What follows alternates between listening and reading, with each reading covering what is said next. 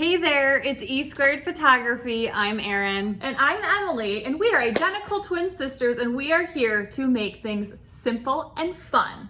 Do you own an Expodisc, or maybe you've thought about buying one, and you shoot with a Nikon D750? So do we. So we are here to explain how we use the Expodisc in order to correct our white balance in our photos. So editing becomes a lot easier. And make sure to stay all the way till the end because we have something special just for you.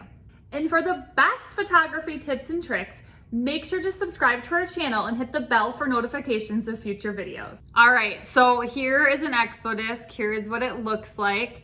So what does it do? Well, an Expodisc is a tool that corrects white balance so you don't have to in editing. It's amazing. So quickly to show you what the Expodisc does for us, these two images here of Abby are straight out of camera. The one on the left, we did not set our Expodisc, and the one on the right, we did set our Expodisc. So the coloring of the skin and all of that kind of stuff is a lot better on the one on the right, and we're gonna save a lot of time editing because of that.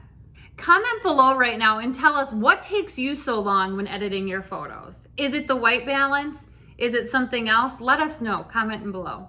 All right, so let's jump in and figure out how to use it with your Nikon D750. So step one, you are going to place the Expodisc on your lens. It does not matter the size of the Expodisc, the bigger the better, with the honeycomb side out.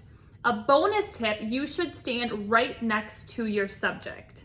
Okay, and I'm gonna show you quick how I would do that. So again, this side is going to go out. I'm gonna take the lens cap off, and Erin is my subject. I'm gonna be shooting from right here, okay?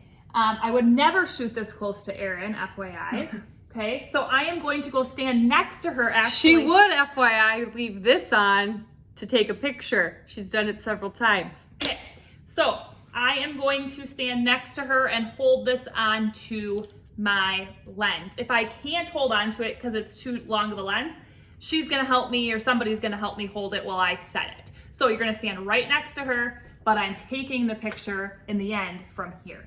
All right, step two. On your Nikon D750, you are going to go to the white balance button. When that pops up, you'll hold it down. You're gonna roll your dial so you can see the word pre. Okay, so now you're all set and you are going to then finally go stand next to Erin and set this. So you're in pre, your white balance is in the right thing. So now I'm going to go next to Erin and I'm going to hold down my white balance button until I see the word pre appear, and you're gonna see it appear up here on the screen, okay? So I'm standing next to her. I'm holding my white balance button down until I see the word pre pop up. I'm gonna try to show you, potentially. There it is, it's flashing pre, okay? And now Emily is going to keep holding that down, click on her shutter, and wait for the word good to pop up on that screen. Once it's good, you're good. Okay, so I'm standing next to Erin. I'm holding it down till I see pre. I see pre, I'm going to click it, and it says good on the top. So I am good to go. Now keep in mind, even though you actually felt like you took a picture because you heard the shutter, it didn't actually take a picture. You're not gonna see it when you keep skipping through all of your photos. Yes, and if it doesn't say good, if it says no good, then just try again. You'll get it to work. All right, step 7. You're gonna take the Expodisc off and go to your spot and begin shooting. And then just a reminder, you're gonna reset your Expodisc when lighting changes or you're moving to a new location. You don't need to do it after every single shot. We hope this video was helpful and you learned a little bit more about how to correct your white balance to make editing a lot easier. Make sure to download the free guide below that's all about camera settings. If you're having a hard time trying to figure out manual mode, this is going to make it a lot easier for you.